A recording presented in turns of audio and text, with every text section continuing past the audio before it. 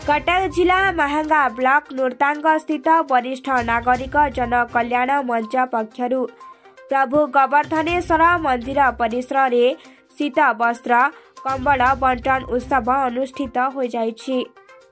अनुष्ठान सभापति सूर्यमणि सामल अध्यक्षतार आयोजित उत्सव में अतिथि भावे प्राध्यापक कार्तिक चरण सेठी, शिक्षाविद शिवप्रसाद दास, अवसरप्राप्त अध्यक्ष प्रताप कुमार चौधरी, विष्णुचरण पंडा, समाजसेवी श्याम सुंदर स्वाई, शिक्षाविद माधवचंद्र पंडा, सह संपादक जलधर परिडा, कृष्णचंद्र पात्र, विष्णुचरण माझी, पुरुषोत्तम स्वाई, शत्रुघ्न विश्वाल, रंगाधर नायक, आर्तत्राण विश्वाल, सौदामिनी बारिक, कवयत्री आरती पंडा, इंजीनियर देवाश्रिता, अवसरप्राप्त प्रधान शिक्षक रमाकांत बराल, ब्रजबंधु बेहेरा, प्रदीप्त कुमार चौधरी, सुरेंद्र माढ़ेई, सुनाकर बेहेरा, दामोदर दास, रामचंद्र पृष्टि, शत्रुघ्न विश्वाल, गणेश्वर बारिक, चंद्रकांत पंडा प्रमुख जगदेई शीत वस्त्र बंटन करथिले। एही अवसर रे अनुष्ठान पक्षरु 50 जन गरीब लोकंकु शीत वस्त्र बंटन करा जायथला। एने आम प्रतिनिधि पचारि बारु सेमाने झाकंती आसंतु सुनिबा। पूर्वोडिशा ब्यूरो चीफ रमेश धामका रिपोर्ट, संग्राम टीवी। मु हूँ माधव चंद्र पंडा, वरिष्ठ नागरिक जनकल्याण मंचर मु हूँ संपादक। प्रतिवर्ष परी आम ए वर्ष आम अंचल निसहाय गरीब लोक मध्य शीत वस्त्र बंटन करूँ।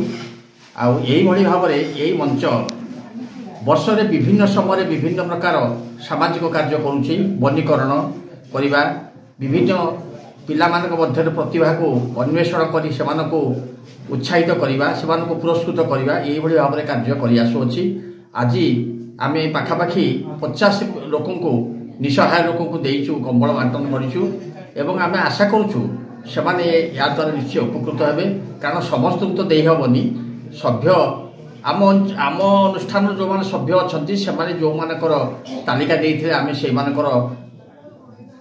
शीत वस्त्र देचु एवं आशा करूँ आज जो मैंने रहीगले आर वर्ष को देवु। यही भाव में यही मंच आमर सब सृजनमूलक काम एवं सामाजिक काम कर आमर सदस्य माने, विशेषकर आम मंचर सदस्य माने सक्रिय अंशग्रहण करुँच आमको विभिन्न क्षेत्र में साहाय्य कर परिचय।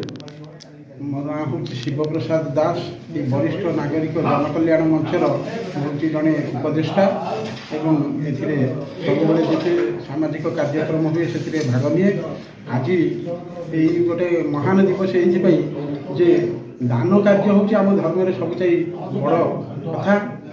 व्यासदेव कहते दान धर्मान, दान धर्मान मैंने प्रत्येक मनीष जीवन काल भितर किसी ना कि दान करने उचित। ये अनुष्ठान से भाव में सब कौन ना कौन कार्य दान कार्य कर आज कंबल दान करा जाउछि। गरीब निसहाय लोक मानू डक से आमरी मंच आलोकन कंबल दान करा यह पवित्र कार्य।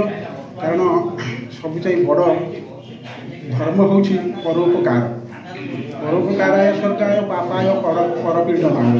तेणु परर उपकार करने सब बड़ धर्म।